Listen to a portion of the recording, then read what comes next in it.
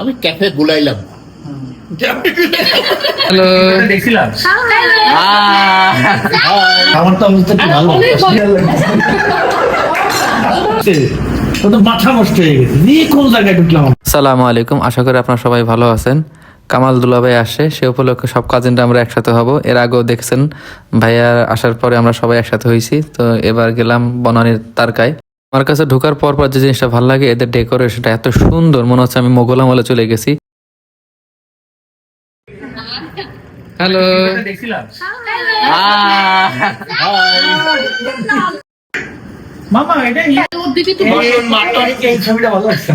আমি এটাই বলছিলাম যে একবার এই ওয়েলকাম ড্রিঙ্কসটা আমার কাছে খুবই বেশি মজা লাগছে। মানে এদের স্বাদটা একটু ডিফারেন্ট ছিল। অন্যান্য জায়গায় যেমন জিরা পানি দেয়, ভিতরে জিরা পানি না, আমার ট্যাঙ্ক জাতীয় একটা জিনিস ছিল, আর ভিতরে আপেলের কুচি ছিল, খুবই সুন্দর ছিল। এখান থেকে খাওয়া দাওয়া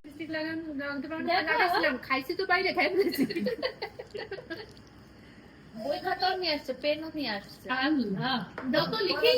আমার কুটিমা আমায়া,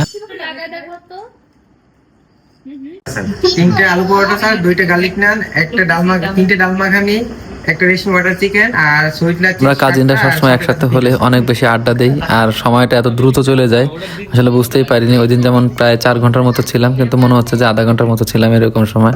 তাহলে অবস্থা এর চেয়ে তো খারাপ হয়, আমার তো অবস্থা কি ভালো। এটা ওঠে মনে না, বলতে ইচ্ছা হয়। মানে ওই ঠান্ডাতে ইয়ে করা লাগছিল, আর রুম হিটার নিছিলাম আমরা, এত ঠান্ডা ছিল। আর সন্ধ্যার পর বাইরে বেরোনো যেত না, এত ঠান্ডা। আর সুইমিং পুলে কি দিছিল, রুম হিটার? না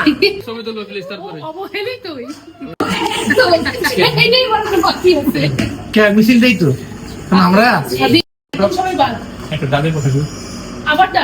না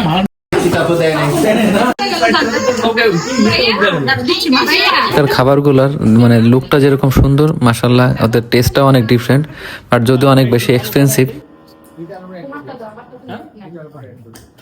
দুইটা আলু পরোটা অ্যাড করে দেন, আর একটা ডাল ফ্রাই আছে না, হ্যাঁ ওইটা একটা। বিফ কাবাবটা এত বেশি মজার ছিল, আলহামদুলিল্লাহ। এমন ভাবে খাবার অর্ডার করা হয়েছিল যে মানে একটার পর একটা খাবার আসতেছে, আমরা গল্প করতেছি, মানে একবারে সব খাবার আসেনি, মানে গল্প সাথে খাওয়া দাওয়া। তিনটা ছিল না, না তিনটা সস। এই লাচ্ছিটা অনেক বেশি মজার ছিল, মানে একটু লাইট ছিল লাচ্ছিটা, মানে একটু ডিফারেন্ট। ভাই এদের এই মোরগ মাখানটা মানে অসম্ভব মজার ছিল, মানে প্রতিটা ইনগ্রিডিয়েন্টস আপনার নাকের ভিতরে আসতেছিল, মানে টোটালি ডিফারেন্ট। পারভেজ ভাই হঠাৎ করে খাবারের মাঝখান তার অনেক সেই শৈশবের কথা বলা শুরু করছে। আমরা ঢাকা পর্যন্ত আসছি, আপনি করলো কি যে তাহলে বাথরুম আছে এরকম একটা গাড়িতে যাওয়া লাগবে, তো সোহাগ পরিবহন তখন গাড়ি ছাড়ছে, চলো যাই বাথরুম ওয়ালা গাড়ি। তো আপনি যে বাসের টিকিট কেটে নিয়ে আসলো আমাদের সবার জন্য, টিকিট কেটে নিয়ে আমরা যে দেখি বাথরুম, ওই গাড়িতে বাথরুম নাই, ওই গাড়িতে বাথরুম নাই। যাই হোক আল্লাহ কি কাম, খুব বেশি আপনি সমস্যা হয় নাই। এক পর্যায়ে চিটাগাংতে আমরা ভোরবেলা পৌঁছাইলাম ফুড কোর্টে। না না ওটা তো ফুড কোর্টে কি হয়েছে, এটা তো আলাদা ইতিহাস। আমি জীবনের প্রথম চা খাই 14 গ্রামে একটা কফি খাইছিলাম। জীবনে কফি খাইনি, 4টা কফি নিলাম, কেউ কারোর সাথে শেয়ার করবো না। এক চুমুক দিয়ে তো দিবে এবার আমাদের ধরে, ভয়টা কেউ আর কই না যে আমরা খাবো না। এত বড় এক একটা কাপ ছিল। নামতেছি বাস থেকে, নামতেছি কুটি মামা করে কি আমি দাঁড়া স্টেশনের সামনে দাঁড়ায় বাস থামে, আর ওনারা দাঁড়ায় দেখে আমরা নামি কিনা, ওনারা দাঁড়াবে দেখে মানে দাঁড়ায় রয়েছে। আমরা নামলাম, নামার না প্রথমে ব্যাগটা বের করতেছে বক্সের থেকে, তো ব্যাগ থেকে দিতে আমাকে ব্যাগ, আমাকে ব্যাগ, আমরা নামছি নাই খাওয়াই আনছে আমাদের এসি মানে। আসলে সরকারি চাকরি করতে তো যখন ট্রান্সফার হতো এরকম ধরনের অনেক ধরনের ঘটনা ঘটে। তো ভাই আসলে এরকম একটা ঘটনা বলতেছিল।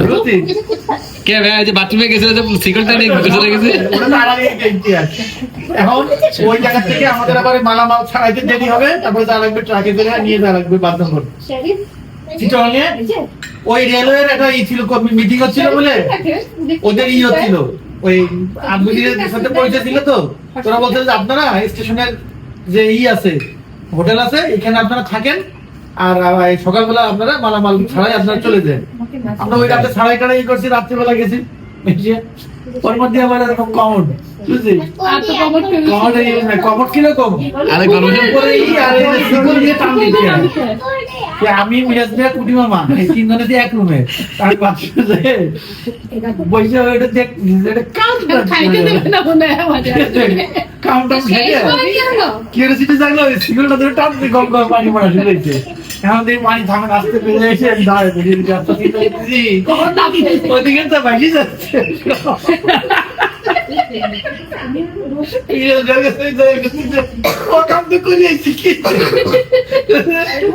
পানি তো সাইডে দিয়ে দিচ্ছে, পানি আর বন্ধ হয় না। কোন জায়গা দিতে মা বন্ধ না, খবর টান দে আমার পানি মারাইতে দিচ্ছে। এবার দুইজন দাঁড়ায় দিচ্ছে। একটা ভুল কিভাবে সিদ্ধান্ত নিলাম। আরো শোন, আমরা তখন, তোর মনে আছে কি না দিবি, তোর মনে আছে বান্দরবান শহরে যখন আমরা প্রথম যাই, মাইক্রোতে করে গেলাম, মনে আছে? তোর মনে আছে? মাইক্রোতে করে গেলাম, যাওয়ার পরে যখন পাহাড়ি এলাকায় ঢুকছে তখন তো মাথা নষ্ট হয়ে গেছে, কোন জায়গায় ঢুকলাম আমরা। তো সে পাহাড়ি রাস্তা এরকম পেঁচাই পুষাই দিয়ে গেল, সব খুব খুব ভালো লাগছে। প্রথম আমরা পাহাড় তো সব উত্তরবঙ্গের ভাষা, ওইখানে তো কুষ্টিয়াতে সব শুদ্ধ ভাষায় কথা বলে, আমাদের কথা বলতে কি লজ্জা লাগতো। আল্লাহ কি এলা এই আমাদের ভাষা তো এই, ওখানে তো কি সুন্দর করে কথা বলে। কি করিস, খাবার আসছে ওই ভাষায় কথা বলে, আমার জন্মের পর থেকে তো ওইখানে অল্প একটু অপ্পে না, অল্প একটু খাইছি, খাবি না? আমি অপ্পে না খাইছি। হ্যাঁ, আঞ্চলিক ভাষাটা তো থাকতে হবে, এটা হচ্ছে যে তার মানে এটা অরিজিন এটাই। তা তো থাকবেই। হ্যাঁ, এইটা থাকতে হবে, আর যার নাই তার আসলে ওই যে বললাম, তার আছে খ্যাত। দিবানি জাবানি খাবানি কেন এখনকার হিসেব এই হিসেব ভাষাই তো ব্র্যান্ডিং করে। রসা খাওয়া শুরু করছে। কে? চালাত কে? খুবই ভালো। সরিষা? নমর দুধ, নমর সুগার। কোক খুব কোক গ্রাজুয়ালি। হ্যালো, তোমাদের এই হলো এক সমস্যা, তোমরা কথা শোনো না। প্রসেসটাই বোঝো না। এটা হচ্ছে চা বা কফিতে ঢুকছে কেবল, কিরপিনে গ্রাজুয়ালি। আমরা কাজিনরা যখন একসাথে হই এরকম অনেক গল্প চলতে থাকে এবং আসলে কখন যে সময়টা চলে যায় বুঝতেই পারি না। বাসায় আমি একদিন কফি বানাইতেছি, এর ভিতরে আমার ভাই ফোন দিছে, আমি কয় কি বানাস? আমি কফি বানাই। কয় কি কফি? আমি ক্যাফে গুলাইলাম।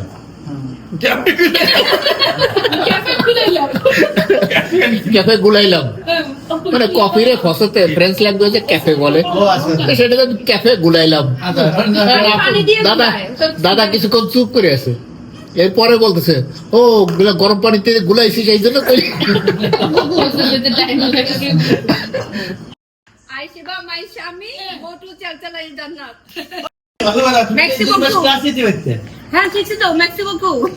মানে কি ওর ক্লাস নিবো আমি, প্রথম 15 দিন তো আমার ক্লাস নিছে। কি বাংলায়? ওই তো আমার না বাংলায়, আমার কাছে জিজ্ঞেস করেন। আলাদা হবে। ভাবি আবার একবার বারবিকিউ চামচ দিয়ে করছে তো। ভালো মুখ। আমরা কেউ আপনাদের ওই যে ইয়ে আছে, কাবাব আছে।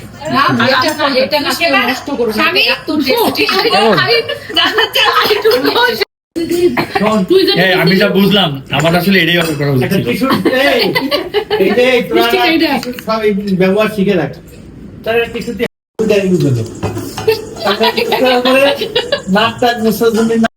মাটির দলাগুলা কিরকম ছিল ভাই? আমরা যখন গল্প করা শুরু করতেছিলাম, মানে একটা গল্প শেষ না হতে আর কোনো টপিক নিয়ে চলে আসে আর একটা গল্প, এরকম করে করে সময়টা আলহামদুলিল্লাহ অনেক ভালো যায়। পাখি থেকে ঢিল মারতাম, নানি তো কষ্ট হয়ে যেত, আমার গুলো নষ্ট করতাম।